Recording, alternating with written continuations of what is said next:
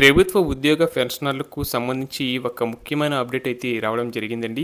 ఇక ప్రభుత్వ పాఠశాలల్లో విధులు నిర్వర్తించి 7 నెలల క్రితం ఉద్యోగ విరమణ పొందిన తనకు బెనిఫిట్స్ అందక ఆర్థికంగా ఇబ్బంది పడుతున్నానని ఓ రిటైర్డ్ ప్రధాన ఉపాధ్యాయుడు ఆవేదన వ్యక్తం చేశారు.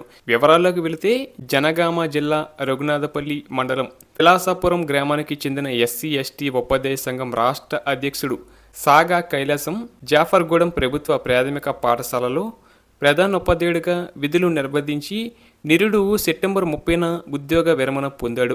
ఉద్యోగంలో ఉన్న సమయంలోనే షుగర్ బీపీతో 2 కిడ్నీలు దెబ్బతిన్నాయి. ఓ రోజు బైక్పై విధులకు వెళ్తుండగా అదుపు తప్పి కింద పడటంతో కాలు విరిగింది. దీంతో కొన్ని నెలలుగా ఇంట్లోనే డయాలసిస్ చేయించుకుంటున్నాడు.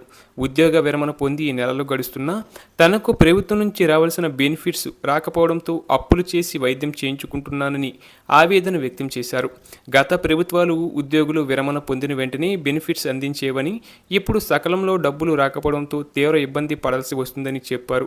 ఇప్పటికైనా ప్రభుత్వం స్పందించి ఉద్యోగ విరమణ పొందిన వారికి వెంటనే డబ్బులు అందించి ఆదుకోవాలని కోరారు.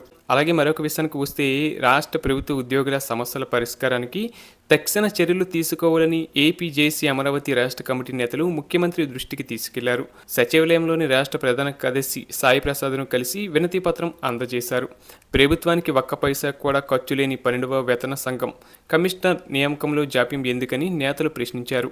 ఎన్నికల ముందు కూటమి నాయకులు ఉద్యోగులకు ఇచ్చిన హామీలను వెంటనే అమలు చేయాలని, మధ్యంతర భృతి తక్షణం ప్రకటించాలని డిమాండ్ చేశారు. గత ప్రభుత్వం వదిలి వెళ్లిన రిటైర్డ్ మరణించిన ఉద్యోగుల బకాయిలు వెంటనే చెల్లించాలని, పెండింగ్ డిఏలను అప్డేట్ చేయాలని విజ్ఞప్తి చేశారు. రిటైర్డ్ ఉద్యోగుల బకాయిలు డబ్బులు అందుకోకుండానే మృతి చెందుతున్నారన్నారు. అలాగే అదనపు క్వాంటమ్ ఆఫ్ పెన్షన్ను పునరుద్ధరించాలని, కాంట్రాక్ట్ ఉద్యోగులను రెగ్యులరైజ్ చేయాలని, అవుట్సోర్సింగ్, స్వర్ణ గ్రామ వార్డు సచివాలయ ఉద్యోగులకు సంక్షేమ పథకాలు అందించాలని నేతలు డిమాండ్ చేశారు. అలాగే ప్రభుత్వం మీద ఉద్యోగులు పెట్టుకున్న నమ్మకాన్ని నిలబెట్టుకోవాలని, లేని పక్షంలో ఉద్యోగుల్లో అసంతృప్తి పెరిగి పరిస్థితి మరింత సంక్లిష్టమవుతుందని హెచ్చరించారు. ప్రస్తుతం సిబ్బంది లేమితో నలుగురు పని ఒక్కరే చేస్తున్నారని, ఆర్థిక ఒత్తిడి, పని ఒత్తిడితో ఉద్యోగులు సతమతమవుతున్నారని వివరించారు.